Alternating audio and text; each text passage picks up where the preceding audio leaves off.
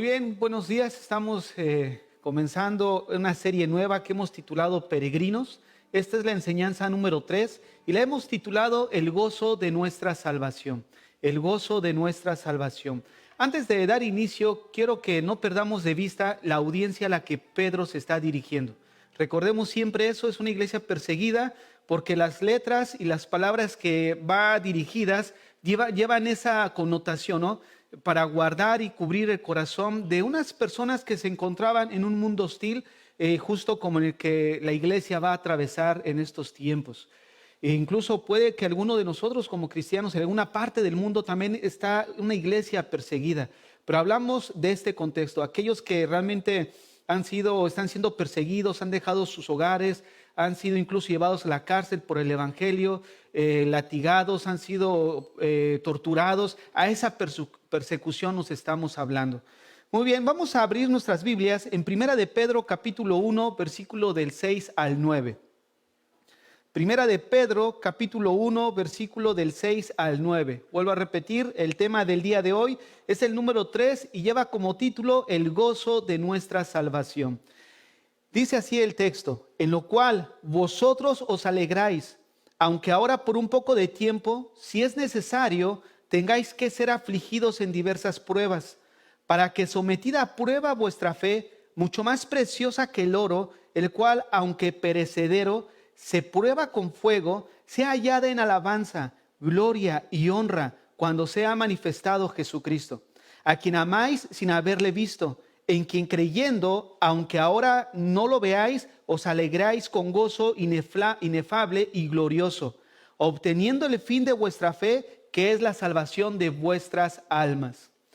Quiero comenzar haciendo una pregunta, y la pregunta es: ¿cómo mantener el gozo en medio de las pruebas? Cuando estudiamos la serie pasada acerca de cristianismo en acción, Santiago nos enseñó que las pruebas hay que enfrentarlas con una actitud de gozo. Pero este gozo, como creyentes, ¿cómo podemos mantenerlo en medio de las pruebas? Porque si hay algo difícil de contener en nuestras vidas, en medio de las dificultades, es precisamente una actitud de gozo ante los embates de la vida.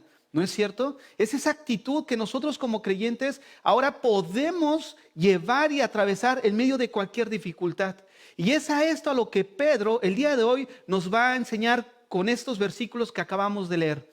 Vamos a ver 4 perspectivas sobre el gozo para que nosotros como creyentes podamos incluso surfear las circunstancias más adversas que pudiéramos encontrarnos.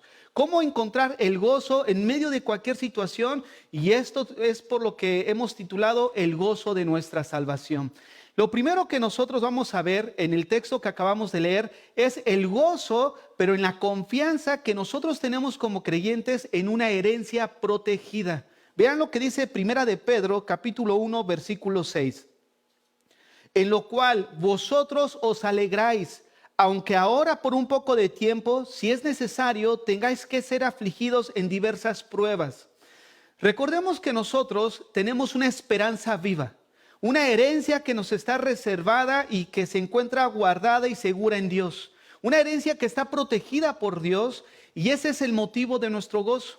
Esto precisamente es lo que estudiamos la semana pasada, y es a lo que hace referencia en las primeras palabras de este versículo 6. Observen lo que dice el versículo 6. En lo cual vosotros os alegráis. Esto en lo cual es una conexión que tiene de ideas con los versículos que estudiamos la semana pasada. Toda esa herencia que nosotros estudiamos anteriormente, esa esperanza viva que nosotros tenemos, es a lo que se está refiriendo Pedro en este momento. Que la alegría que viene es al considerar nuestra herencia que está segura en Dios. Una de las situaciones por las que atravesamos como cristianos, y que llega el momento en que se nos puede olvidar por los embates de la vida, es que se acerca el tiempo donde todo sufrimiento, todo dolor, toda agonía, toda herida que pudiéramos tener va a pasar. Todo esto va a pasar y nos espera una herencia gloriosa para nosotros como cristianos. Y esta esperanza es la que debe traer gozo a nuestras vidas, porque como vamos a estudiar el día de hoy, todas estas situaciones por las que atravesamos tienen fecha de caducidad, como veíamos incluso la semana pasada, no son permanentes.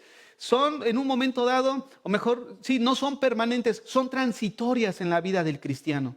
La semana pasada vimos que Dios ha reservado y protegido con seguridad una herencia eterna que está reservada para nosotros los creyentes. Y una garantía de la cual Dios nos ha dado a nosotros como creyentes de esta herencia precisamente es el Espíritu Santo. Vean lo que dice Efesios capítulo 1, versículo del 13 al 14. Dios nos ha dejado una garantía que son las arras de nuestra herencia, precisamente para que nosotros veamos que esa herencia está segura en nosotros como cristianos.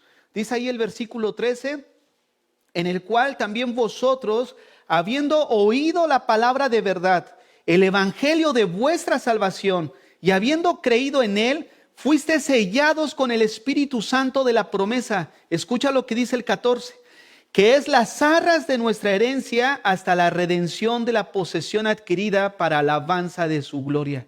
O sea, son estas arras, el Espíritu Santo, ese sello con el cual ahora fuimos nosotros sellados como creyentes, y el Espíritu Santo ahora vino a ser morada en nosotros. Es la garantía que Dios nos ha dejado de que esa promesa que nos está reservada en los cielos es real y es viva para nosotros. Es esa la persona del Espíritu Santo morando en nosotros que nos faculta, nos da la capacidad para poder librar las acechanzas, poder librar toda persecución, toda prueba que nosotros como cristianos podemos enfrentar en este mundo caído.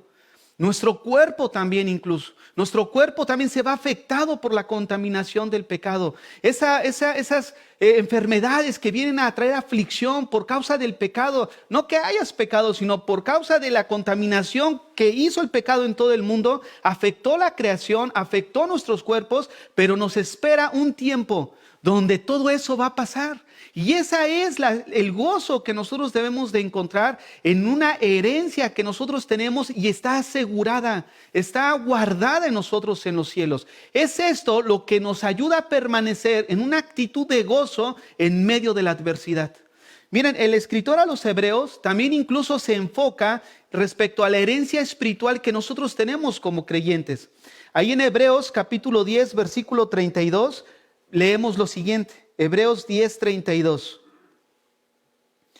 Una de las cosas que nosotros cuando comenzamos el Evangelio, y que es algo glorioso y algo increíble, es que nuestros pecados han sido perdonados, que ya no nos espera la condenación, ya hemos sido salvados por medio del sacrificio de Jesucristo, pero nuestro gozo debe de ir más allá. Porque no solamente la salvación consta en que tú ya eres librado de la condenación, sino que ahora nos espera una esperanza viva, estar con el Señor durante toda la eternidad. Ese es el mayor gozo que nosotros pudiéramos experimentar también dentro de la salvación. Qué gozo nos da el hecho de saber que Dios ha perdonado todos nuestros pecados, pero también viene un gozo sobre ese gozo todavía de que nos espera una herencia para nosotros. Y esa es la esperanza que nosotros como cristianos debe de albergar en nuestro corazón. Es la esperanza que estos cristianos que estaban en persecución tenían en su corazón. Vean lo que dice el texto. Pero traed a la memoria los días pasados, en los cuales, después de haber sido iluminados, sostuvisteis gran combate de padecimientos. Por una parte, ciertamente con vituperios y tribulaciones, fuisteis hechos espectáculo, y por otra llegaste a 6 compañeros de los que estaban en una situación semejante, porque de los presos también os compadeciste, y despojando de vuestros bienes sufriste con gozo. Observen lo siguiente, en la actualidad esto no es natural. Lo natural es que cuando a una persona se le despoja de sus bienes, tiene agonía. Cuando una persona en lo secular se le es despojado de una propiedad, pierde su dinero, pierde todo, encuentra aflicción y tristeza, ¿no es cierto? Pero vean aquí cómo el escritor a los Hebreos se dirige a un grupo de creyentes que manifiestan lo contrario a la naturaleza caída, a la naturaleza sin esperanza. Mira lo que dice, y el despojo de vuestros bienes sufriste con gozo. Mira nada más, ellos lo perdieron todo. Y a pesar de eso, encontraron gozo. Porque no solamente lo perdieron porque se los quitaron, sino que lo compartieron. Dice, comienza el versículo 34, porque de los presos también os compadeciste, y despojando de vuestros bienes sufriste con gozo. ¿Se acuerdan en los primeros tiempos de la iglesia cómo los hermanos vendían sus propiedades para cubrir las necesidades de los demás? Esta es la actitud de un corazón, de un creyente que sabe que somos peregrinos nada más. Que sabe que nuestra herencia no son las casas que pudiéramos tener, no es la cuenta en el banco que pudieras tener, no son tus propiedades, nuestra esperanza no está aquí en la tierra, se alberga en los cielos. Y cuando tu perspectiva está en los cielos, no importa lo que lleguemos a perder terrenalmente, sabemos que nuestra esperanza y nuestra herencia no es terrenal. Esta es la actitud que ellos. Observen cómo continúa el versículo donde leímos: y el despojo de nuestros bienes sufriste con gozo. Ahora escucha, sabiendo, mira esto, el saber implica conocimiento, ¿no es cierto? ¿Qué era el conocimiento que estos cristianos tenían de la perspectiva eterna? Llevó a que el gozo en ellos se manifestara en medio de la tribulación. ¿Cuál fue su tribulación? Cuando fueron despojados de las cosas terrenales. Sabiendo que tenéis en vosotros una mejor y perdurable herencia en los cielos. Es esta la convicción, es este el conocimiento de un cristiano que lo va a ayudar a salir adelante en medio de las tribulaciones. Y va a tener ese gozo en su corazón, de que a pesar de que lo perdamos todo o se nos quiten situaciones en nuestras vidas, pero el gozo y la esperanza no está aquí en la tierra, está allá en los cielos. Está allá lo que nos está esperando para nosotros como cristianos, reservada por el Señor mismo. Y esta es la esperanza que nos lleva a permanecer, o a que el gozo sea una permanencia en nuestras vidas como cristianos. El versículo 35 continúa diciendo: no perdáis pues vuestra confianza, que tiene grande galardón. Vamos a ver a continuación en esta misma enseñanza que una de las cosas que Jesucristo elogió estando en la tierra fue la fe de las personas. Si algo elogió fue la fe de las personas, y si algo reprochó fue la falta de fe de las personas. Y aquí el escritor les está llevando a que no pierdan esa esperanza, o sea, su fe en las cosas que Dios ha prometido. No perdáis pues vuestra confianza. ¿De a qué se refiere confianza? A esa fe. Esa confianza que viene en la fe puesta en nuestra salvación, en la fe puesta en un Señor, en la fe puesta en un Dios que tiene reservado para cada uno de nosotros una herencia eterna, que tiene grande galardón, porque os es necesario la paciencia para que, habiendo hecho la voluntad de Dios, obtengáis la promesa. Miren nada más, qué bendición para nosotros como cristianos. La primera situación que nosotros debemos de recordar para mantener el gozo en nuestras vidas en medio de la tribulación es nuestra confianza en una herencia protegida, poniendo nuestra confianza y nuestra mirada no en las cosas terrenales, sino en las cosas celestiales, en esa herencia que está en los cielos. Nosotros necesitamos cambiar el chip de nuestra mente. Generalmente se nos instruye, se nos adoctrina a tener, a acumular, a hacer, a tener unas bodegas grandes para almacenamiento de todo lo que pudiéramos adquirir en la tierra. Pero nosotros necesitamos cambiar ese cassette. Para nosotros los peregrinos necesitamos entender que nuestra herencia no está aquí, está en los cielos. El segundo aspecto que Pedro nos muestra en el sentido de poder tener gozo en medio de la tribulación es nuestra confianza en una fe que es probada por Dios. Si hay algo que nosotros como cristianos es inevitable que pasemos, son las pruebas. Son las pruebas. Y vamos a ver que Pedro nos muestra 4 características de las tribulaciones que Dios usa para probar la fe de nosotros los creyentes. Vean lo que dice otra vez, el versículo 6 de primera de Pedro, capítulo 1, el 6 y 7, vamos a volver a leer. Y en lo cual vosotros os alegráis. Observen, 4 características de las tribulaciones. Vamos a ir leyendo y las voy a ir enumerando. La primera, aunque ahora por un poco de tiempo. La segunda, si es necesario. La tercera, tengáis que ser afligidos en diversas pruebas. La cuarta, para que sometida a fe para que sometida a prueba vuestra fe. 4 características de las tribulaciones que Dios utiliza para probar la fe de nosotros como cristianos. Vamos a estudiar la primera, y la primera la encontramos ahí en el versículo 6, donde dice, aunque ahora por un poco de tiempo. Una de las cosas que nosotros necesitamos observar es que las pruebas no son para destruirnos a nosotros como cristianos. Las tribulaciones no son dadas para afligirte sin ningún propósito. Toda prueba que nosotros atravesamos como cristianos, necesitamos entender que son transitorias. Literalmente son temporales, no son eternas. Y esto debe traer gozo a nuestro corazón, lo que significa que esa prueba por la que estás pasando ahorita pasará rápidamente. Y esto es lo que Pablo precisamente se refería cuando él hablaba de las tribulaciones. Él, cuando hablaba de sus tribulaciones, él decía, esta leve tribulación momentánea. Hay personas que pudieran decir, pastor, pero una tras otra, mira la imagen de Pedro. Pablo continuamente era afligido. Lugar donde iba era apedreado. Lugar donde iba era encarcelado. Lugar donde iba era golpeado. Sin embargo, él dice en medio de esa situación, esta leve tribulación momentánea.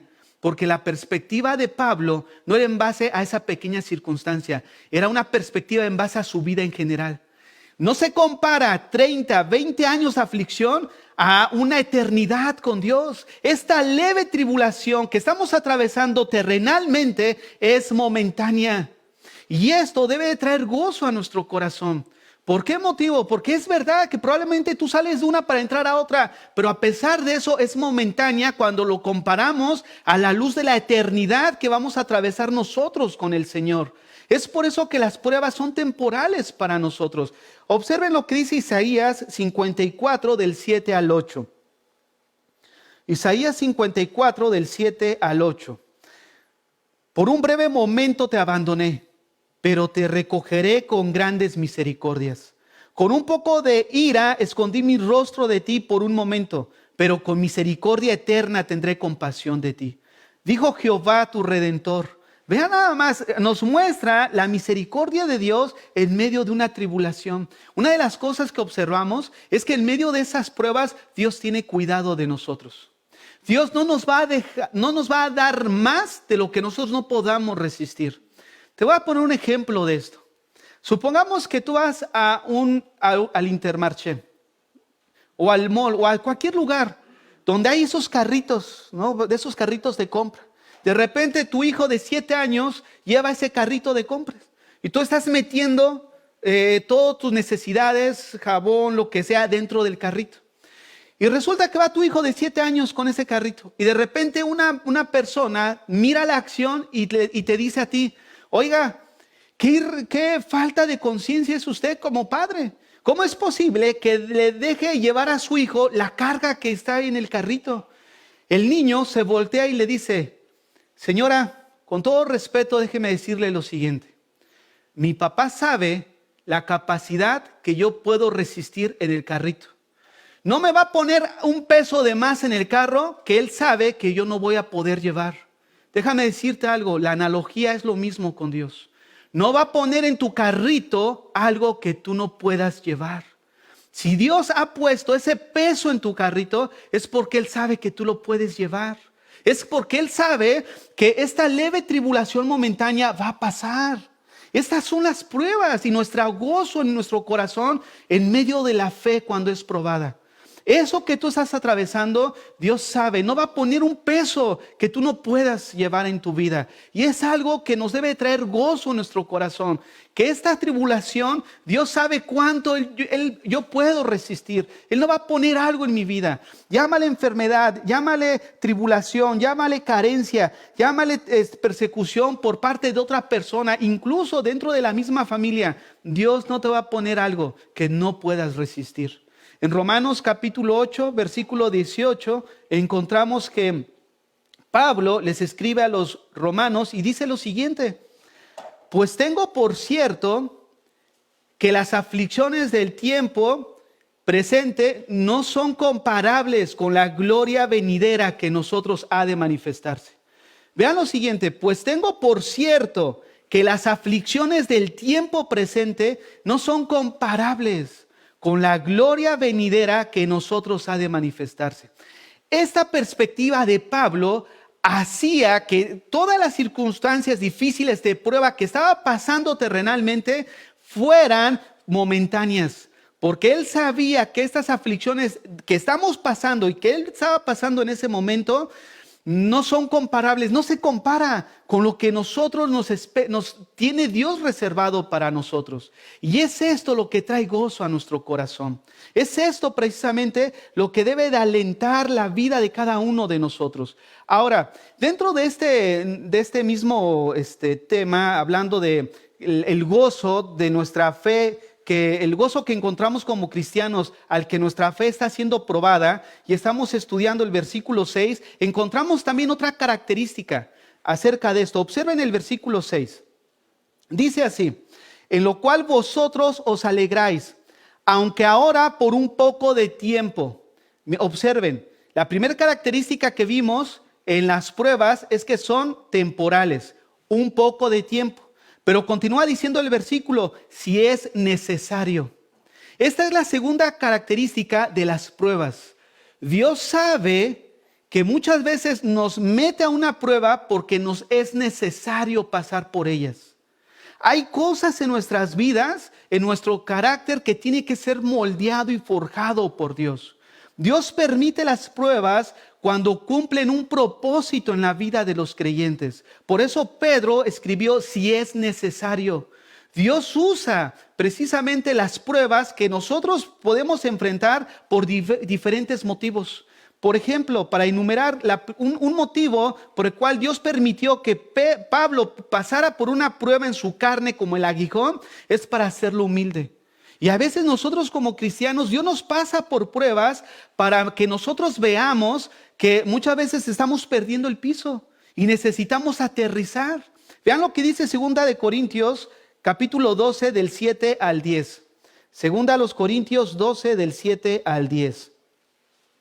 Vamos a ver cómo el paso de estas pruebas es necesario y vamos a enlistar los motivos por los cuales son necesarias estas pruebas.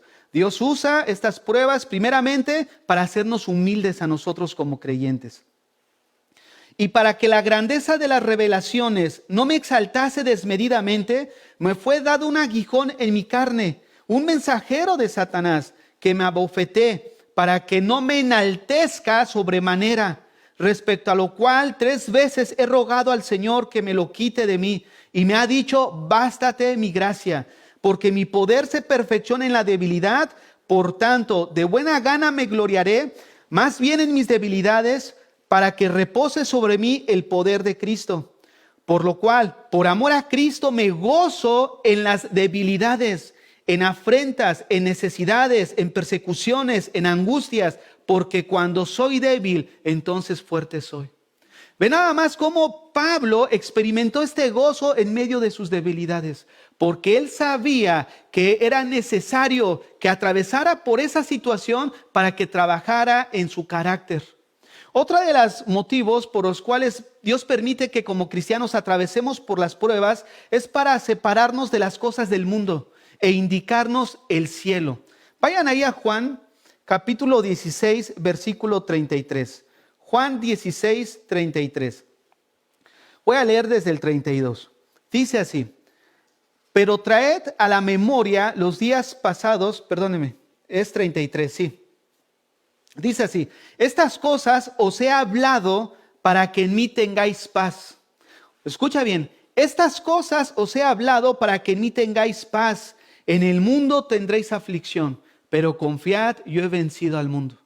Dios permite estas aflicciones dentro del mundo que vengan en un momento dado a nuestras vidas para poder nosotros direccionarnos y poner nuestra esperanza en las cosas de Dios. ¿Cómo nosotros vamos a experimentar esa paz que viene de Dios en medio de la situación si no atravesamos pruebas? Es inevitable que Dios pueda trabajar en el carácter de un cristiano si no atraviesa por pruebas. Esto es inevitable y nosotros necesitamos considerar esto en nuestras vidas y en nuestros corazones. Observemos otra forma, otra situación por la cual Dios permite que nosotros como cristianos atravesemos pruebas. Y es para prepararnos con el fin de ayudar a otros. Vean lo que dice 2 Corintios capítulo 1 del 3 al 7. 2 Corintios capítulo 1 del 3 al 7. Bendito sea el Dios y Padre de nuestro Señor Jesucristo, Padre de misericordias y Dios de toda consolación, el cual nos consuela en todas nuestras tribulaciones, para que podamos también nosotros consolar a los que están en cualquier tribulación, por medio de la consolación con que nosotros somos consolados por Dios. Porque de la manera que abunda en nosotros las aflicciones de Cristo, así también por el mismo Cristo nuestra consolación. Pero si somos atribulados, es para vuestra consolación y salvación. O si somos consolados, es para vuestra consolación y salvación, la cual se opera en el sufrir de las mismas aflicciones que nosotros también padecemos. Y nuestra esperanza respecto de vosotros es firme, pues sabemos que así como sois compañeros en las aflicciones, también lo sois en la consolación. No hay mejor palabra que una persona pueda tener en otro hermano que tener esa empatía en un momento dado de poder nosotros experimentar lo que esa persona está experimentando en esa tribulación. ¿No es cierto? Cuando tú dices, mira, en un momento dado yo puedo tener esa empatía, probablemente yo he atravesado algo similar o probablemente no lo he atravesado, pero tener esa empatía de poder nosotros en un momento dado, al ser afligidos anteriormente en nuestras vidas por una situación distinta a la que probablemente un hermano está atravesando, pero esto trae a nuestro corazón esa conmiseración de no ser indiferente ante la tribulación y el padecimiento de un hermano en la fe. Estas aflicciones nos ayudan a ser en un momento dado compasivos en las aflicciones de los demás y poder sobrellevar las cargas los unos de los otros. Otra de las situaciones por las cuales Dios permite las pruebas en la vida de los cristianos es para disciplinarnos por el pecado. En 1 Corintios capítulo 11 versículo 30 nosotros encontramos ahí que dice: por lo cual hay muchos enfermos y debilitados entre vosotros, y muchos duermen. Una de las cosas que nosotros pudiéramos no considerar es que las cosas de Dios son serias. No puedes jugar con Dios. No podemos jugar con Dios. No podemos jugar con lo que Dios está hablando constantemente a tu corazón. No puedes jugar. Y es algo de lo que nosotros necesitamos considerarlo bien. Dios, en dado caso, Él disciplina nuestra negligencia como creyentes. Dios lo disciplina porque Dios diseñó de una manera sabia que dentro de su organización, de su plan espiritual, diseñó que a través de las aflicciones nosotros maduráramos en nuestro carácter. Nosotros nos pareciéramos más a Cristo a través del dolor y del sufrimiento. ¿Cuántos de ustedes han escuchado alguna vez cómo se forman las perlas? Las perlas se forman a través del dolor y del sufrimiento. Una ostra no puede producir una perla si primeramente esa ostra no experimenta el sufrimiento en su vida. Así es en la vida de nosotros como cristianos. Esa ostra empieza a formar una perla porque entró probablemente un granito de arena o una basura en su interior, y eso produce un dolor en la ostra que empieza a ser cubierta por la nácar. Y empieza una y otra vez, empieza a envolver esa basura, ese pedacito de arena, de tal manera que se forma lo que es una perla. Pero la perla no es formada si primero la hostia no encuentra dolor. La pregunta es, ¿cuántas perlas en tu vida tienes? Una ostra o una perla es una herida cicatrizada. Escucha bien lo que te estoy diciendo. Una perla es una herida cicatrizada. ¿Cuántos de nosotros no tenemos perlas en nuestras vidas?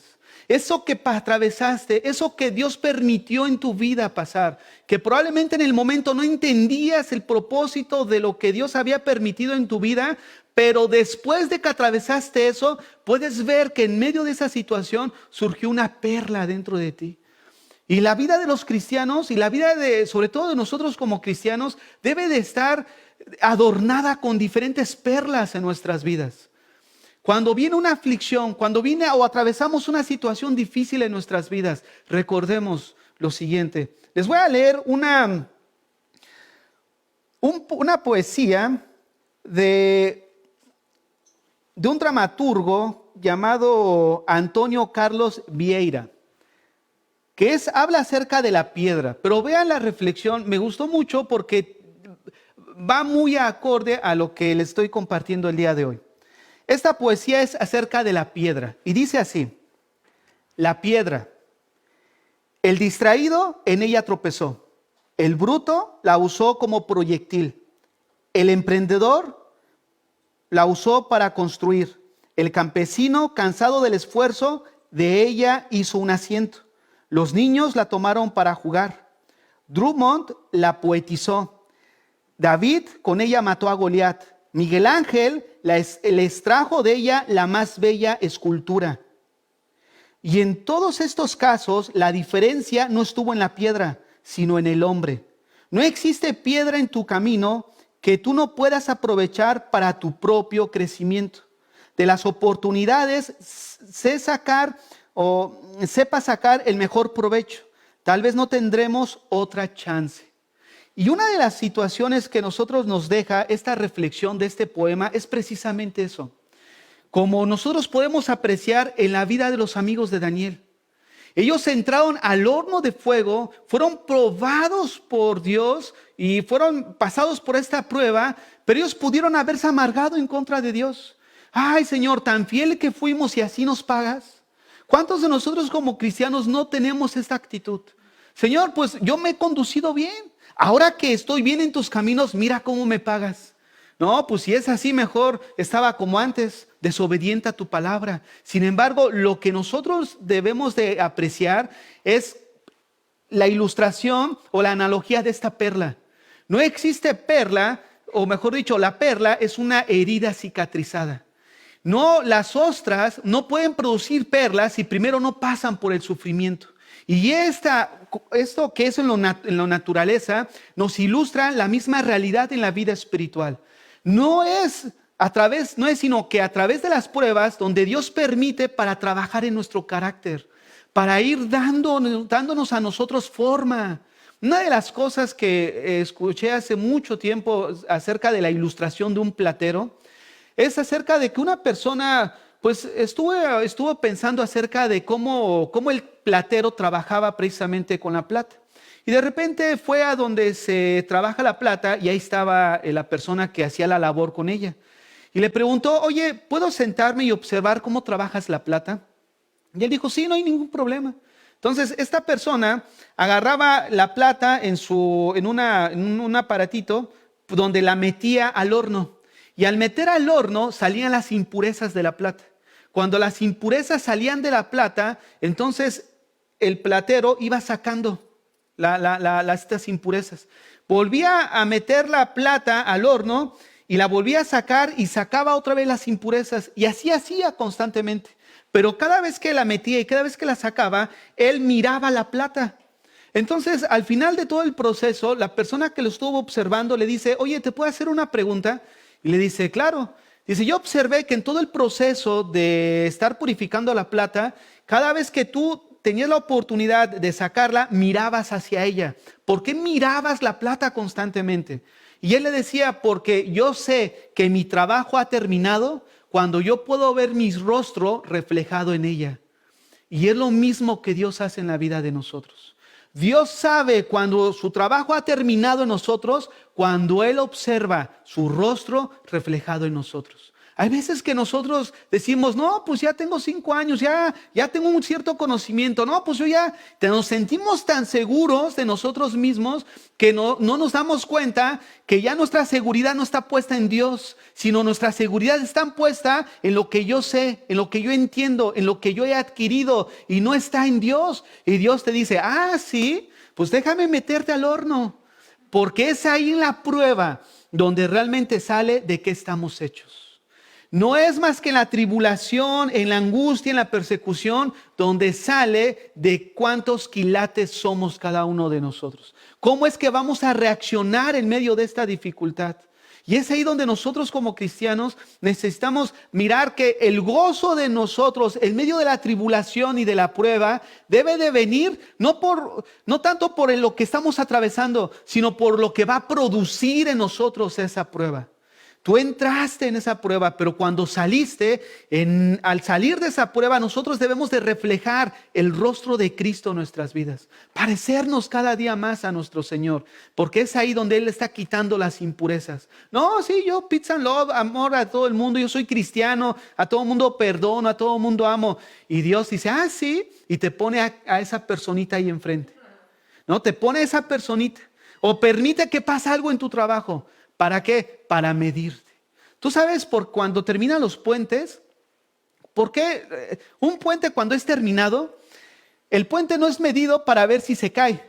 El puente es probado después de terminado para probar su resistencia. Y así es nosotros. Dios permite que pasemos situaciones en nuestra fe para probar nuestra resistencia. Es ahí la tribulación. Es como cuando Dios dejó pasar al pueblo en el desierto, porque el desierto es la mejor escuela de Dios. No hay mejor escuela, seminario, instituto que el desierto de Dios. Donde Dios nos pasa por el desierto, donde Dios permite que haya aflicción, haya carencia, haya dificultad, haya prueba, para ver si vamos a regresarnos a Egipto. Fue en el desierto donde Dios probó a su pueblo. Fue en el desierto donde ellos dijeron, allá había güey engordado, allá teníamos nuestras cebollitas, allá había sepulcros donde morir. Dios permite que atravesemos el desierto porque es la escuela de Dios, donde Dios llevó a Moisés para ser probado antes de ser llamado al ministerio. La vida de Moisés se puede dividir en 3 áreas: 40 años preparado con la mejor enseñanza de Egipto. No había mejor escuela Harvard más que la que se encontraba en Egipto. Dice el libro de los Hechos que Moisés era poderoso en sus palabras. Realmente Moisés era una persona capacitada, pero todos esos 40 años, Dios le llevó 40 años para desinflarlo en el desierto, para que estuviera detrás de las ovejas de Jetro, su suegro, y Dios trabajara en el carácter de Moisés. Y una vez que lo desinfló de esos 40 años donde estaba inflado y parecía pavorrear, entonces Dios le dijo, ahora sí, Moisés, ahora sí estás listo para lo que te voy a encomendar, ir y liberar a mi pueblo de Egipto. Pero Dios tuvo que trabajar en ese hombre. Dios tiene que trabajar en la vida de cada uno de nosotros como creyentes. No es necesario que tú tengas un llamado al ministerio, un llamado al servicio para que Dios, como tú no tienes un llamado, entonces Dios dice, no, pues como tú no tienes un llamado, fulanito, no voy a trabajar en tu carácter. No, no es así. Es inevitable que cada uno como cristianos no pasemos por las pruebas. En Primera de Timoteo capítulo 3 encontramos nosotros características de lo que Dios demanda de un obispo y de un diácono. Pero estas características no son propias de ellos. No son propias de ellos, sino es la expectativa de que todo cristiano debe de buscar en sus vidas alcanzar.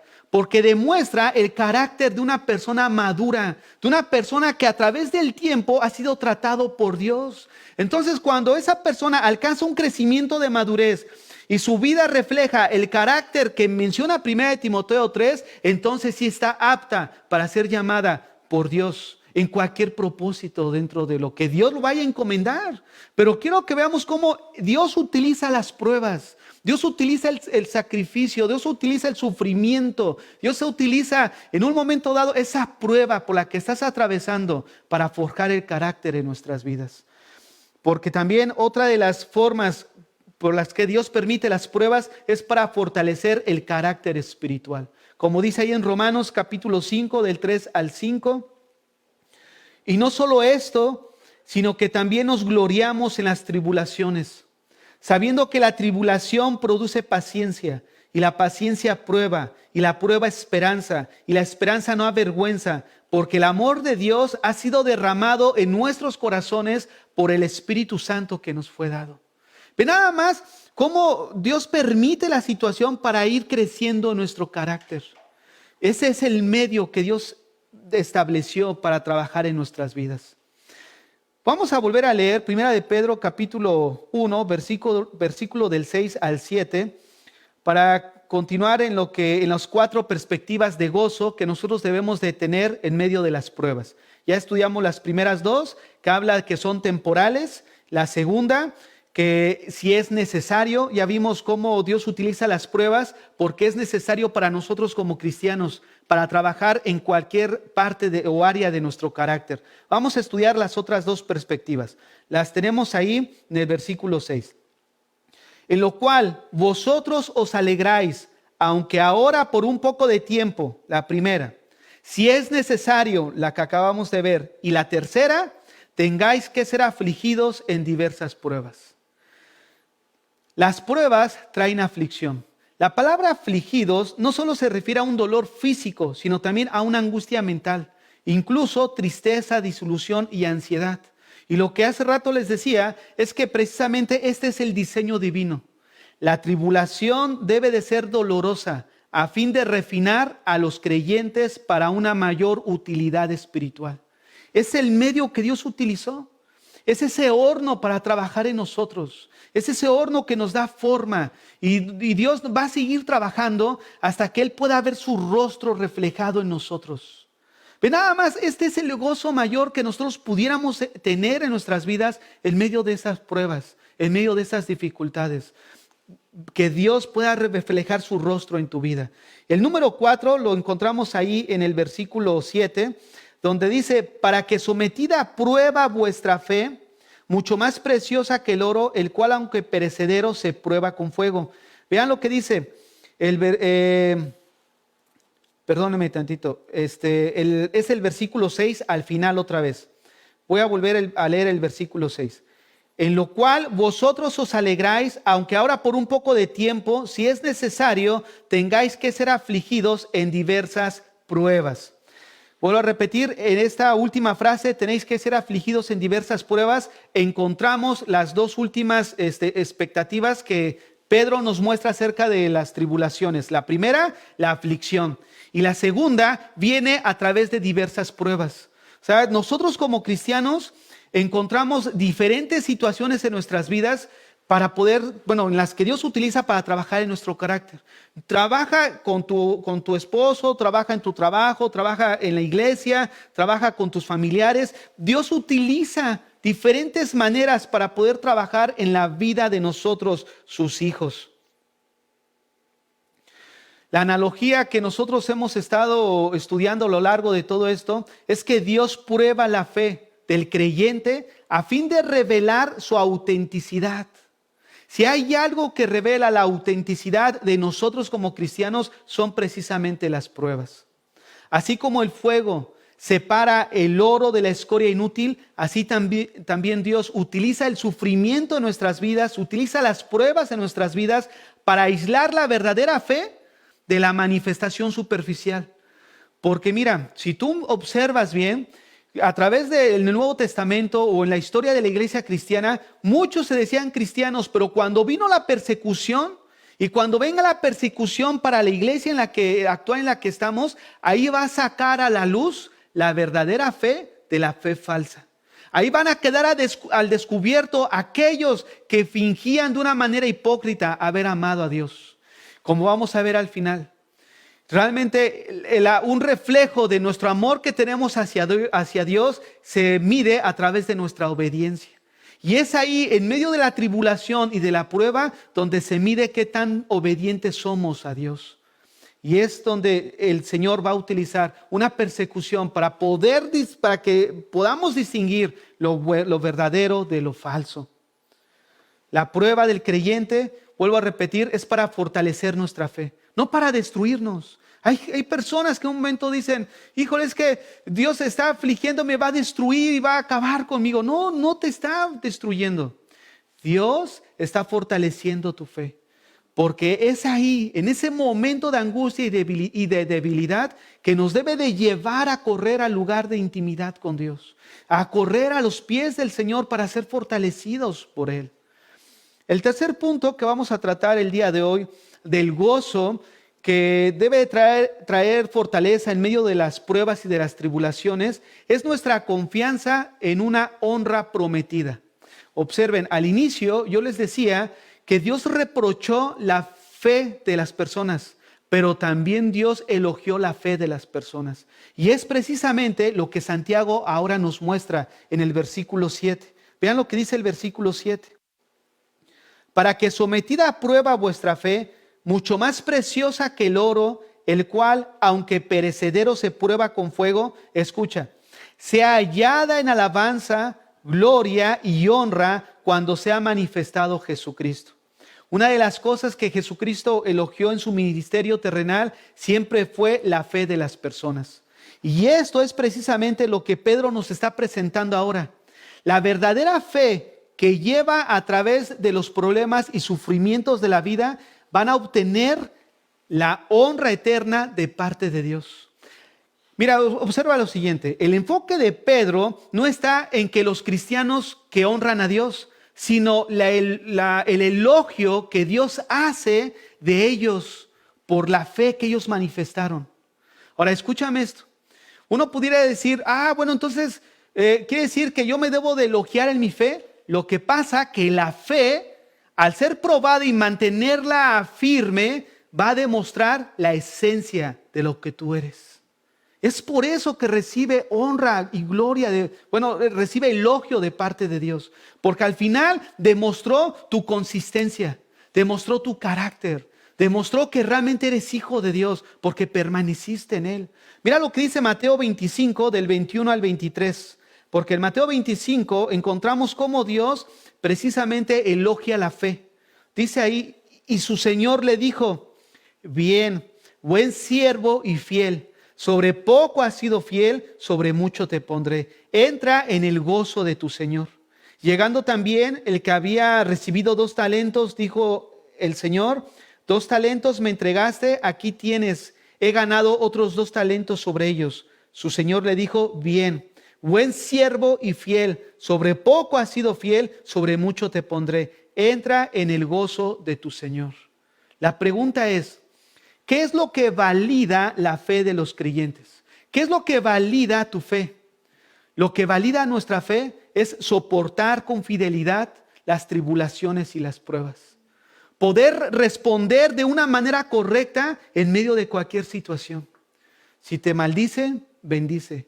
Si eres perseguido y te pagan mal por bien, tú permanece pagando bien por el mal. Es responder de una manera con un carácter cristiano en nuestras vidas. Eso es lo que valida la fe de un cristiano. Nuestra respuesta a la que presentamos ante las dificultades, tribulaciones y adversidades de la vida. Eso es lo que valida nuestra fe, nuestra fidelidad. Porque la fidelidad es la roca más grande de todo cristiano.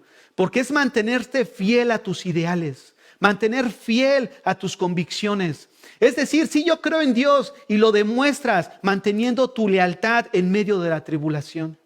Porque a pesar de la tribulación en la que tú estás atravesando, tu compromiso que hiciste con Dios no cambia. Porque es bien fácil amar a Dios en un lugar donde estás con el sol, todo tranquilidad, con tu piña colada, tranquilo, con tus uvitas, pero ¿vas a mantener ese mismo compromiso en medio de la prueba y de la tribulación? Es por eso que la roca más grande de un cristiano es su fidelidad. Porque mantienes fiel a tus ideales, a tu compromiso, a tu convicción con Dios. Y no lo cambian las circunstancias, sino que permaneces firme en tus convicciones. Y esto es lo que valida nuestra fe, nuestra permanencia, nuestros ideales a Él en medio de la tribulación. Porque vuelvo a repetir, es ahí en la tribulación lo que sale que hay en nuestro corazón. Es en el desierto donde Dios permite que atravesamos para mirar nuestra consistencia, para probar nuestra fe. El último punto que vamos a ver el día de hoy, del gozo por cómo permanecer en gozo en medio de la tribulación, es nuestra confianza en nuestra comunión con Cristo. Si hay algo que fortalece nuestro gozo en medio de cualquier tribulación, es nuestra comunión con Cristo. De ahí radica el secreto. ¿Dónde radica el secreto de esos grandes hombres de Dios como Abraham, como Moisés, como un Josué, como esos hombres que vemos en la Biblia, un Elías, un Eliseo, gente que en medio de tanta tribulación como Jeremías, como Daniel en Babilonia, pudieron permanecer por su comunión con el Señor? El secreto es nuestra comunión con Cristo. Jesucristo dijo: separados de mí, nada podéis hacer. Nada vas a hacer. Muchos entran en esa tribulación porque entran y salen amargados porque no estuvieron con Dios. No vieron el propósito por el cual Dios permitió esa situación. Si es necesario, y Dios cuando nos mira a nosotros, a cada uno dice: a ti es necesario meterte aquí, a ti es necesario trabajar en esto, a ti es necesario. Dios va a trabajar en cada uno de nosotros porque es a través de tribulaciones que es necesario que entremos al reino de los cielos. ¿Por qué razón? Porque es la tribulación lo que va a validar si realmente nuestra fidelidad va a ser firme con Dios. Va a validar nuestra fe, la tribulación.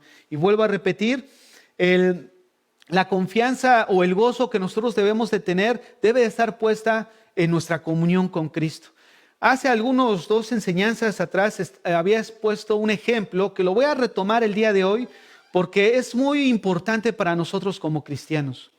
Es muy importante sobre todo porque cuando nosotros vemos Mateo capítulo 7 del 21 al 23, encontramos una situación que no ha pasado pero que va a pasar. Donde vemos que Jesús le dice a un grupo de personas que se aprecian de ser cristianos, les dice a ellos: apártate de mí, hacedor de maldad, no te conozco. Observen que Jesucristo está usando 2 términos. El primero, conocimiento, y el segundo, apártate de mí, hacedor de maldad. Son 2 cosas. 2 cosas que deben de caracterizar a todo cristiano. Cuando tú te vas a casar, antes de casarte, tú no te casas, hoy conociste a la persona y hoy mismo te casas. Hay gente que lo hace así, pero sus matrimonios tú los miras después y híjole, es un fiasco, ¿no?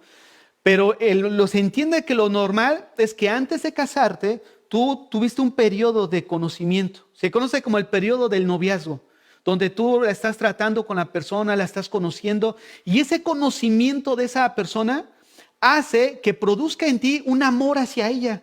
O sea, el conocimiento de esa persona, el amor viene como el resultado del conocimiento de esa persona. Y ya después que tú la conoces y la amas, te casas. ¿No es cierto? Hay muchos cristianos, la analogía es de que hay muchos cristianos que dicen: no, yo sí amo a Dios, adorado sea, alabado sea el Señor, y manifiestan amor a Dios, pero ¿cómo pueden amar a alguien que no conocen? Este grupo de personas a la que Jesucristo les dijo: no te conozco, es porque no hubo esa relación de intimidad con Dios. Ellos decían por fuera: sí, gloria a Dios, amén, y se sabían el lenguaje cristiano, pero en realidad nunca estuvieron en la intimidad con Dios. El conocimiento de Dios nos lleva a amarlo cada día más profundamente en nuestras vidas. Ese es el propósito, y ese conocimiento, ese amor trae como resultado una obediencia en la vida de nosotros como cristianos. Fue la segunda razón por la cual Jesucristo dice: no te conozco, apártate de mí, hacedor de maldad.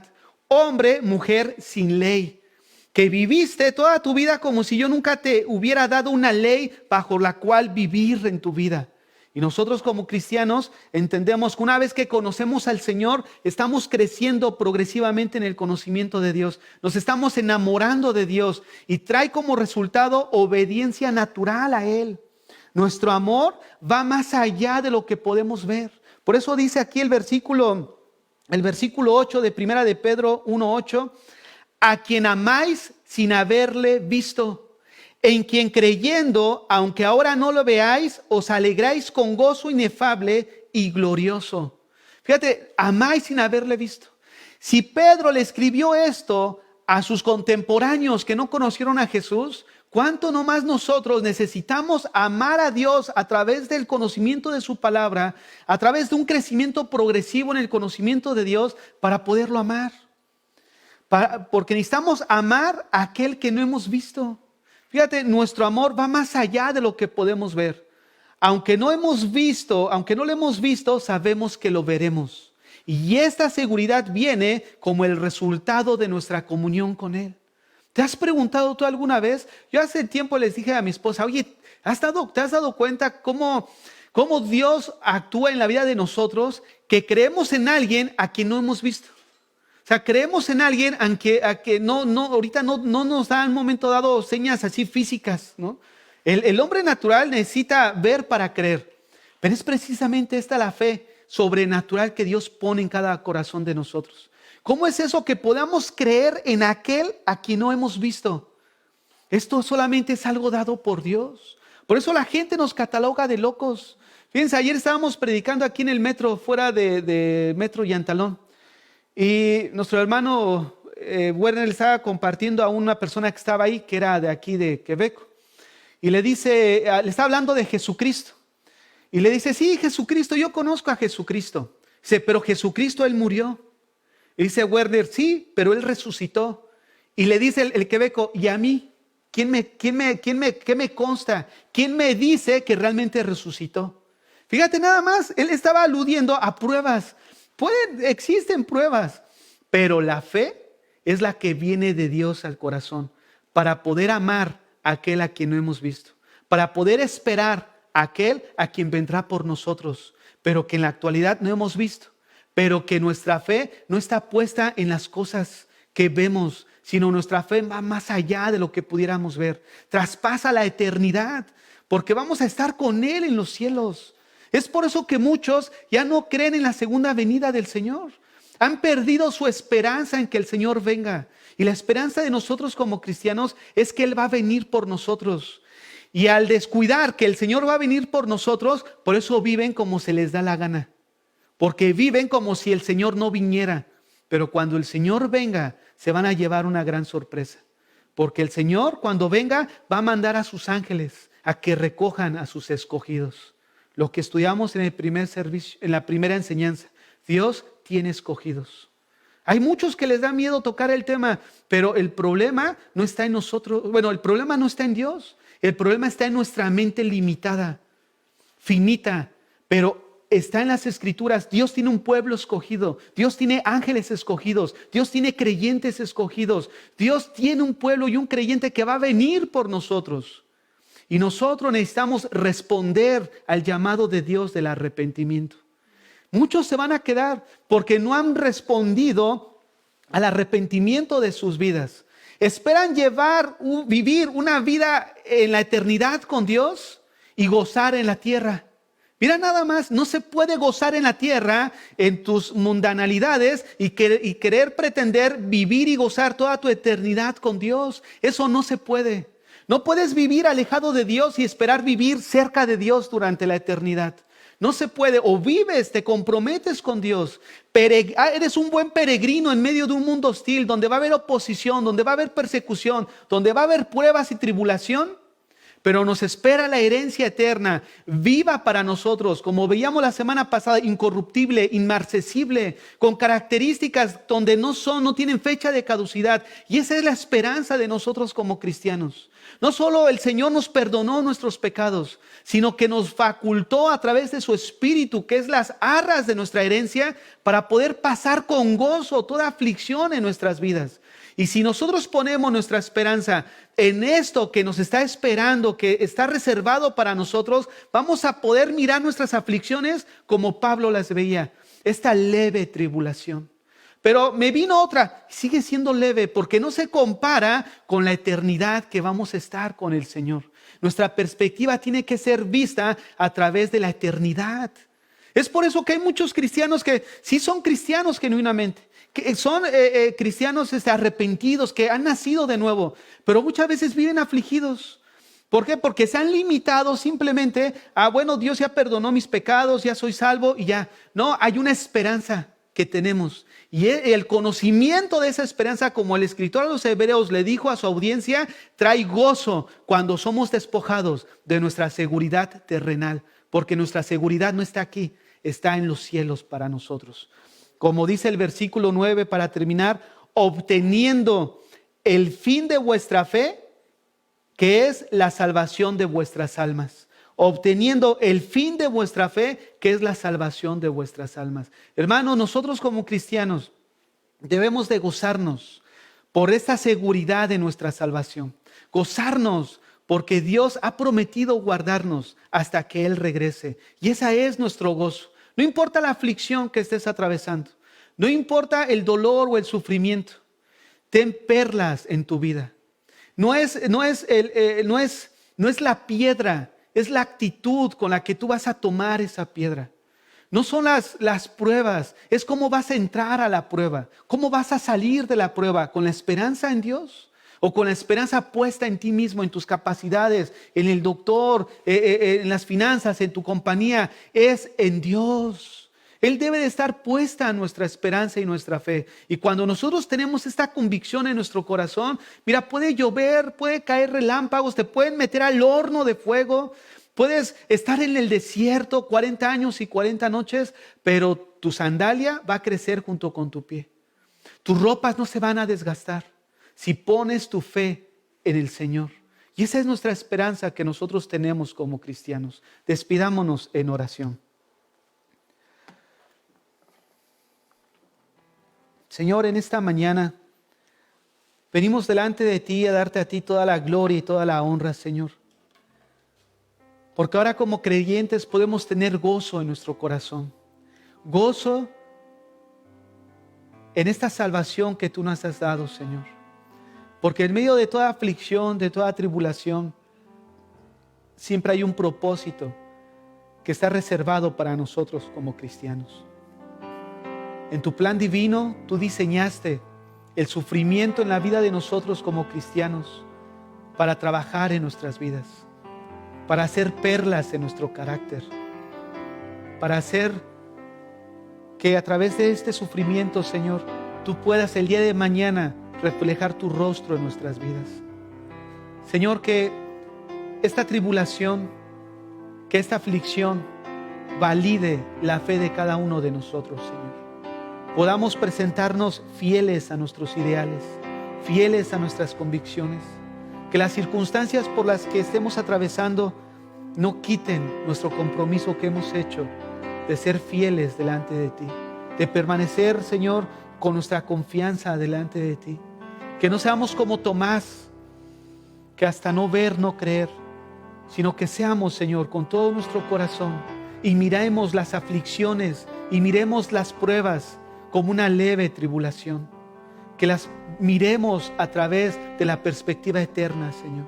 No se compara estos 20, 30 años que estemos atravesando en nuestras vidas.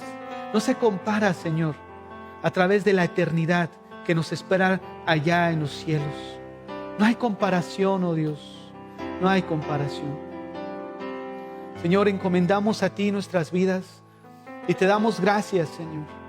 Señor, que aquellos hermanos que se encuentren en estos momentos afligidos, que estén atravesando por una tribulación, que estén atravesando por una situación difícil, te rogamos, Señor, que tengas misericordia de ellos. Que esta palabra traiga consuelo al corazón. Que esta palabra traiga refrigerio a sus vidas, Señor. Que ellos puedan ver que una perla, Señor, es la cicatrización de una herida. Una herida que en medio de toda situación ya no siente dolor, sino que ha aprendido a perdonar, que ha aprendido a amar, que ha aprendido a sobreponerse en medio de la dificultad, en medio de las pruebas.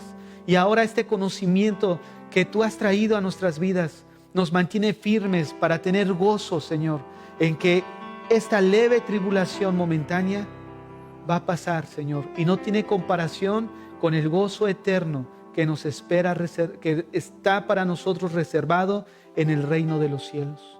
A ti sea la gloria y la honra en Cristo Jesús. Amén y amén. Que Dios les bendiga.